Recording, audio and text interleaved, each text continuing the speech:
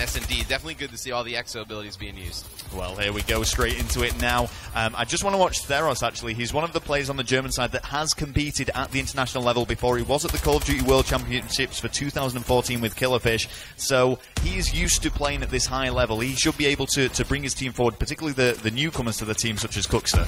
Yeah, now, you know, UX getting off to a very nice start here. They're going to be able to control that hardpoint, tie it up a little bit, but Maxi getting off to a very nice start for the Hypergames French team. Definitely looking for them to have the advantage in the respawn game modes. That's what we talked a little bit about pre-game. It's all going to be if the Germans can steal one of these respawns. If they can get one, I think, you know, this or the CTF probably the easiest of the two for them to steal. Definitely going to be looking for them to take one of these. All right, well, as the switch goes down to escalators, now we see Azox in control, and this is great work from the French. It just seems like the Germans are continually trying to breach. I mean, we saw that nice little Exo Shield play that allowed the French to breach into the circle area, and they just seem to be the dominant team for the first minute and a half. So no, Azox is a very talented player. I remember ESWC, we played against him when he was on Vitality with EG, and just a phenomenal player. I mean, very talented in respawn. Has the opportunity to really explode at any time. I mean, he's going to have games where, you know, doesn't play that well, but then he has games where he just goes off. And right now, starting off 6-2, looks like he's going to have one of those big games. Yeah, and the great thing about this championship Sunday is all of these teams have played against their respective countries. Now they are representing their countries and trying to prove they have the dominant teams. We're watching D-Magic now, who actually managed to clean up a few points towards the end, but the rotation is going to go down. They need to push into the blue building, and no doubt, Hypergames are waiting. Yeah, Hypergames is doing a nice job rotating early. This is one of the hills you want to take a chunk of time on, so they're going to go into this hill up 12 already. So if they're able to take, you know, maybe 40, 50 seconds, it's going to be a huge chunk of time that they pretty much have a hill to play with at that point. They're going to be up a full 60, so they need to hold this one. If they can get a ton of time here, definitely going to be good for them to win the rest of the map if they can take this. All right, well, we're still on board with Azox, who is sitting quite comfortably in that hardpoint area, cleaning up all of UX as they're trying to breach in. He's not got anybody in his sights now, but as he just flanks back and switches around, he's just picking up player after player. This is insane from Azox. I mean, you have Azox on a 3 streak, you have Maxi on a 4 streak, make it a 4 streak for Azox, trying to make it 5 here, trying to take somebody up on top of that green catwalk, but they're just doing a great job of slaying outside the hill. We see so many times that, you know, teams will get here, Rel, and they'll just play from inside the hill. The way you want to hold this is you want to push out of the hill and force those spawns all the way out by Snow or Elbow. You can see that they're doing a great job controlling those areas. Well, it's certainly not phased Azox at all. He's on this 6-kill streak now, and as the time runs out on that hardpoint area, he is going to have to switch over to green platform with the rest of his teammates. Remember, guys, if you want to get involved with this stream, start tweeting us with the hashtag CODChamps, hashtag EU Finals. We'd love to hear your thoughts on who you think is going to take this championship. Yeah, I don't know about you, Rel, but watching those intro videos, that got me the feels for champs. I mean, just a great time of year. You can see Hypergamers, though, they're doing a good job controlling green plat.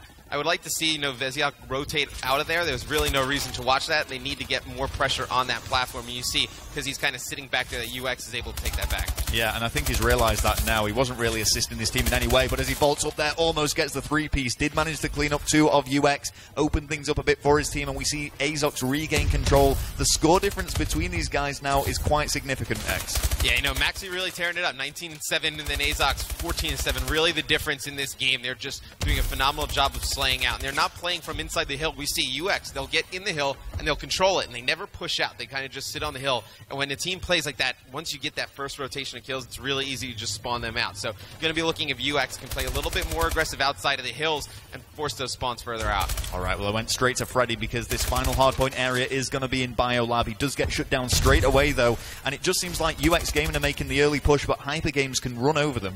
Yeah, Maxi's absolutely crushing right now. You usually don't see this hill held for an extended period of time, but they really have nobody in position to contest. They're going to need to get a player into purple, though. That's the area you want to control on this mid-bio hill. You can get a player into purple, and he can just slay out, you know, over towards that blue side of the map. There's really no options for the opposing team to come. And Maxi, I mean, let's just talk about some of his achievements. He's been involved in the competitive scene since I came about, and he was playing at the top level way back then. He's been to so many events. He's probably one of the most experienced European players there is, and he's bringing that to the table today. And you can tell, definitely experienced. I mean, 26-8 really dominating the slaying department. On the second rotation of hills, going to be looking for Theros and Freddy K to step it up. You know, 9-19, 9-20. She needs to step it up a little bit in the slaying department, make this game a little bit closer. They're capable of coming back. I mean, you know, if they can take a ton of time on green plat, a ton of time in blue, and split the rest of these hills, they can definitely make this comeback. They're going to need to get good time, though, in this first hill. Well, the hardpoint area does now revert back to circle. We are seeing Hypergames breaching once again, despite the early UX push. I like this positioning from Tony JS here. Just sat up top. He's got the flank on them. If they try and run around the back, it's not going to work. Yeah, he's going to try and hold that area down. I think your AR player on pretty much every map in Hardpoint is definitely going to be your main player. We see it a lot. Clacer, Swanee, Formal, some of the best ARs in Advanced Warfare. When they're able to just slay out those hills and play at a distance, your SMG players are never going to have to fight assault rifle players at range, and it allows players like Attach, allows players like Madcat, Scump to really go off consistently. So you're going to be looking for those ARs to open lanes for all your other players. Okay, and remember, guys, this is one of the 3 French teams that have qualified for their spot in the Call of Duty World Championships. Team Vitality, X, and Essentia are the other 2. But, I mean, from what I'm seeing so far here, Hypergames are looking quite strong. Right, I mean, it's difficult to lose a hard point when you have a guy going 30 and 11. I mean, to be honest, yeah. You can rotate wrong, you can rotate a little bit slow, but when one player is going that off, it's very difficult to lose a game. Well, it's nice to see that UX are not giving up at all. We can see Cookster, as we say, this is his first European, or his first LAN event. He's actually performing the best for his team.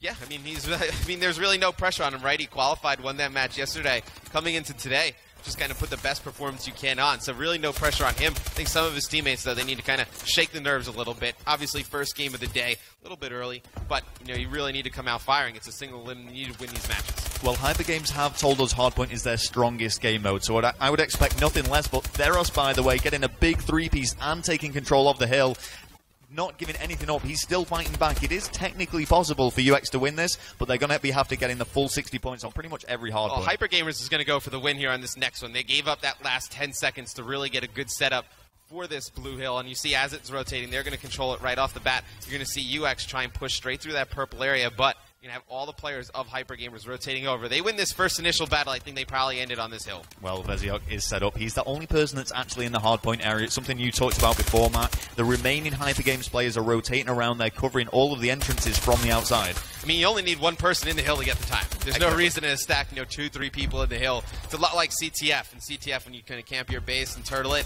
it's prone to give up some caps. So I think on hardpoint, you really want to have just one person in the hill, push out the cuts, get all those cutoff kills. Pretty easy, when they're sprinting at you to pick up those kills at a distance and really just rack up good chunks of time. Well, Hypergames could have potentially closed things out here on this hardpoint area, but UX still fighting strong, trying to reduce that difference. And you know what? They are getting back into this game, but that point difference just seems too significant. Well, UX is in a tough position. When you're down by that much, you have to play for the garbage time, then you can't afford to give up time on the next hill. So you have to have 2 players rotate, a player stay in the hill, kind of defend it, hope he picks up as many kills as he can. You're in a very tough position, and the hill's going to rotate over towards green flat. It's going to be UX in control of it, but you see all the members of Hypergames, they're going to flood this off from that one side. Yeah, they don't even really need to rack up any more points. If they can just sit on it and contest, they will take the win here. It's only just about possible for UX to take the win, but as we were discussing before, they need every single point.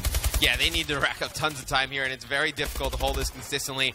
Tony J, he's going to be slaying with that bow over on that green canister, and it's a very easy spot to hold down. He just has to look straight through that one door. There's really no way that they have time to get through ice, and this looks like it's going to be a Hypergamer win on this hill. There we go. It's going to be 250 to 148.